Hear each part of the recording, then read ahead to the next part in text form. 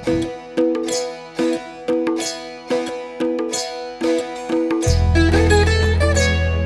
कृष्ण।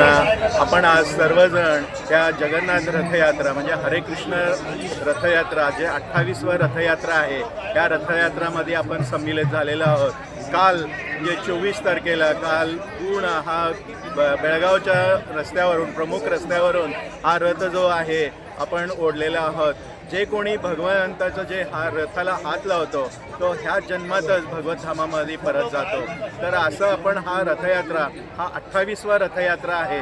तर ह्या रथयात्रामध्ये आपण पूर्ण प्रमुख बेळगावचे प्रमुख रस्त्यावरून फिरून येऊन आपण इस्कॉनच्या प्रांगणावरती आज पोचलेलो आहोत। काल त्याच्यानंतर जे महाराजांचे जे प्रवचन होतं काल ही जोलेनेस भक्ती रसामृत स्वामी महाराज यांचं प्रवचन झालं। या प्रवचनामध्ये अतिशय सुंदर त्यांनी आपल्या अमृतवाणीने सर्व जे बेळगाववासी आहेत त्यांना उपकृत केलेलं आहे।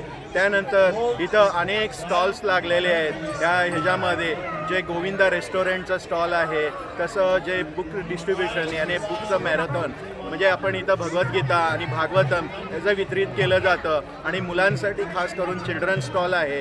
तसेच आपलं गोसेवाचं स्टॉल आहे। तर गोसेवेमध्ये असं मानलेलं आहे जे कोणी व्यक्ती 12 वर्ष जे गाईचं जे सेवा करेल, जे आपल्या पत्नी आणि मुलांसारखं त्यांची सेवा करेल तो ह्या जन्मात वैकुंठधाम आणि गोलोकधाम ह्याची प्राप्ती त्याला होतं। तर असा हा सुंदर कार्यक्रम यावर्षी आपण 28वा रथयात्रा ह्या निमित्ताने इथं साजरे केलेला आहोत। तर समस्त बेळगाववासियांना हा नम्र विनंती आहे, ह्या अशा जे उत्सव आहेत हा उत्सव वरच्यावर आपल्या इस्कॉनच्या बेळगावच्या टिळकवाडी शाखेमध्ये चालत आहेत।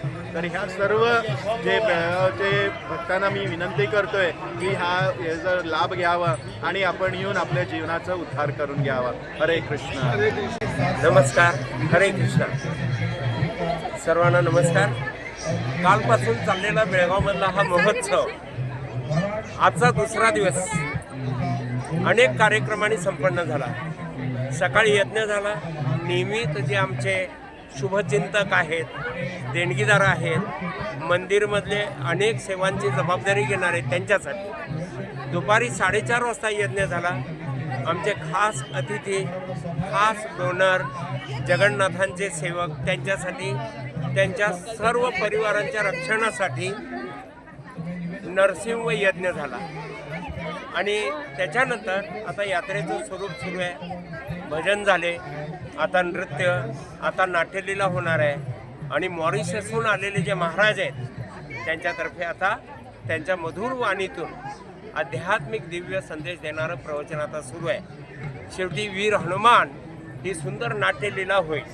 काल साधारण 25,000 लोकांचा प्रसाद झाला। आज साधारण 40,000 लोकांच्या प्रसादाची अपेक्षा आहे। एवढ्या लोकांची व्हिजिट होईल, या ठिकाणी भेट होईल अशी अपेक्षा आहे। आपण सर्वांनी यावं, येत राहावं आणि या शुक्रवार पेठमधील श्री श्री राधा गोकुलानंद मंदिरमध्ये सर्वांनी येऊन आपली आध्यात्मिक उन्नती करावी आणि याचा आध्यात्मिक लाभ घ्यावा अशी सर्वांना विनंती।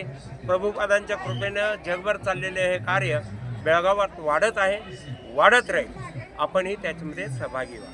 हरे कृष्ण।